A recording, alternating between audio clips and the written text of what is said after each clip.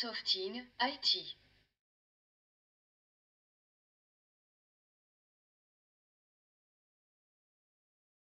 Bonjour et bienvenue sur Softing. Je suis Sophie. Du département du support technique, France. Aujourd'hui j'ai le plaisir de vous présenter comment la qualification et la certification pour la POE. Comment fonctionnent les systèmes POE. Et comment tester la POE à l'aide de deux types d'appareils différents. Quels sont les paramètres à prendre en compte lors du test POE? Comme nous l'avons vu dans les vidéos 1 et 2, le système POE commence généralement par un PSE. Endspan ou midspan. Avant qu'un PSE ne commence à transmettre du courant sur les liens, il lance une procédure semblable à un protocole, pour vérifier si le PD, le dispositif alimenté, est connecté. Il existe un échange d'informations. Le PSE applique une faible tension au câble pour vérifier la présence et la valeur de résistance de l'équipement. C'est ce qu'on appelle la phase de détection. Ensuite, le PSE commence la phase de classification si le dispositif alimenté est détecté. DP demande une classe de puissance. Et le PSE répond avec la classe accordée au DP. La classe fait référence à la puissance minimale que le PSE transmettra au PD, et à la puissance maximale que le PD est autorisé à tirer du câble.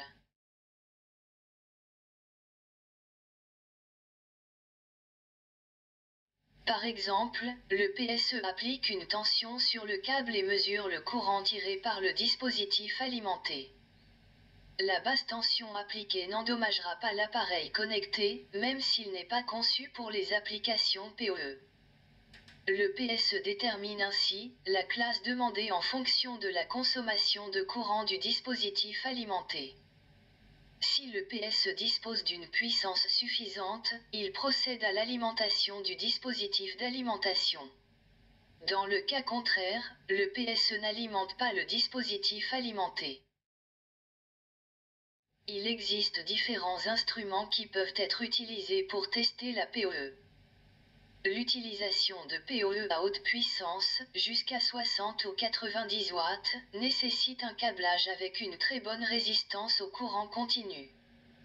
DC in English et DC en français.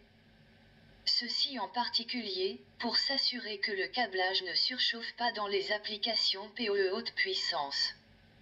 Les 8 chemins de connexion du câble Ethernet doivent avoir une valeur et des performances de résistance au courant continu, faibles et très similaires. Il existe deux types de tests de mesure avec la POE sur un réseau Ethernet. La certification, sur réseau inactif. La qualification, sur réseau actif. Le premier type est appelé en métrologie la mesure des déséquilibres de résistance DC. Elle s'effectue avec un certificateur de câble.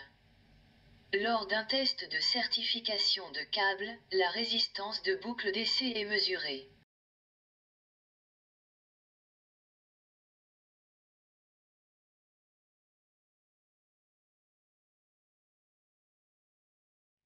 Pour s'assurer que les câblages installés sont conformes à la norme POE, des mesures du déséquilibre de la résistance DC entre les paires et du déséquilibre de la résistance DC au sein d'une paire sont également requis.